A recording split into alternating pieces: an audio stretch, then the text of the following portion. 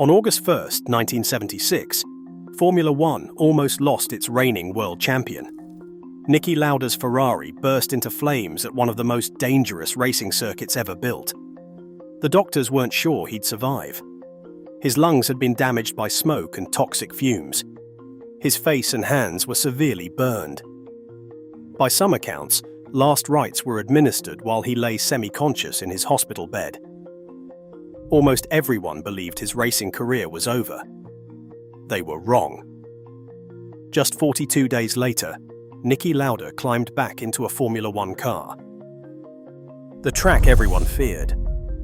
The Nürburgring's Nordschleife stretched over 14 miles through the forests of the Eifel Mountains, blind crests, narrow sections, and barely any runoff between the racing line and whatever happened to be standing beside it. Medical and fire crews couldn't reach every part of the circuit quickly, and coordinating an emergency response across more than 14 miles was a genuine struggle. The most dangerous part of the Nürburgring wasn't any single corner.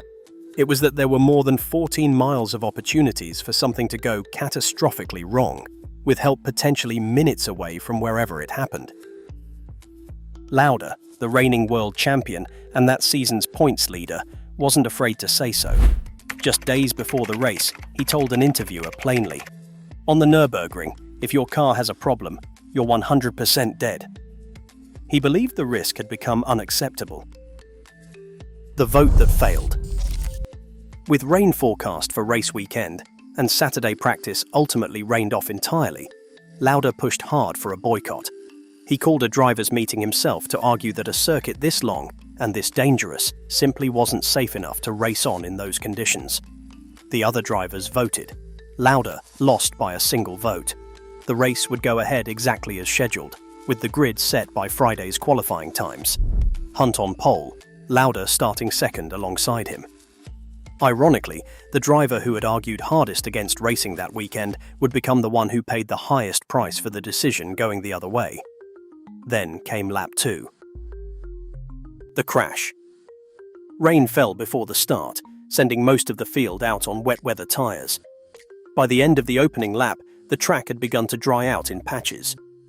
Lauda pitted immediately for slicks, then pushed hard through the second lap, trying to make up the time he had lost in the changeover. Approaching the fast left-hand kink that leads into the Bergwerk corner, his Ferrari 312 T2 snapped sideways without warning. The car speared through the fencing at the edge of the track and struck an earth bank at roughly 120 miles per hour. The impact ruptured the fuel tank. The car bounced back out onto the circuit itself, now engulfed in flames, coming to rest directly in the path of the cars still racing behind him. To this day, exactly what caused the initial loss of control has never been definitively established.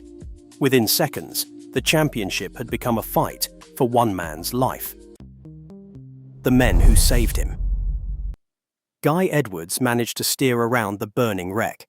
Harold Ertl and Brett Lunger both struck it. All three stopped immediately. Moments later, Arturo Merzario arrived at the scene and ran straight into the fire.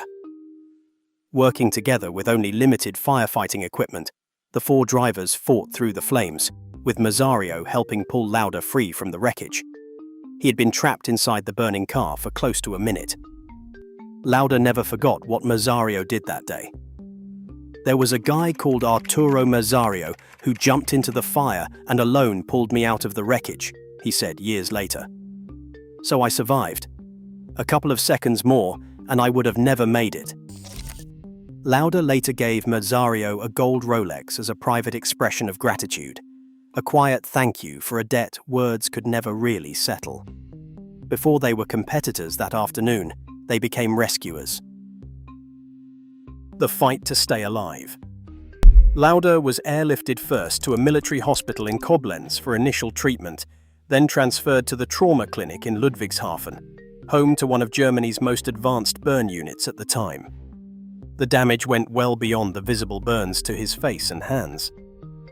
Toxic smoke and superheated gases had scarred the tissue inside his lungs, and doctors spent the following days genuinely uncertain whether he would survive at all. By some accounts, a priest was called to his bedside to administer last rites while he lay semi-conscious. The wider public, and much of the Formula One paddock itself, quietly stopped expecting him to race again, let alone to walk away from the hospital in anything like his previous form. Surviving the crash itself was only the first battle. Surviving the days that followed proved even harder, and for a while, nobody close to him was confident which way it would go. The return that shouldn't have happened. Ferrari moved quickly to sign Carlos Reutemann, while Lauda's future remained uncertain. The team needed another driver, and few people inside Ferrari expected Lauda to return so soon. 42 days after the crash, Niki Lauda arrived at Monza for the Italian Grand Prix anyway. His face still carried the visible damage from the fire. His racing helmet had been specially modified just to fit over the fresh bandages underneath. By some accounts, blood seeped through the dressings during the race itself as the wounds reopened under the heat and vibration of competition. He climbed into the car regardless and finished fourth, a result that, under any normal circumstances, would have been a disappointment for a reigning world champion, and instead became one of the most remarkable results in the sport's history. Most people were simply amazed he had survived the crash at all. Formula One was about to discover that mere survival was never going to be enough for Niki Lauda. The championship decision.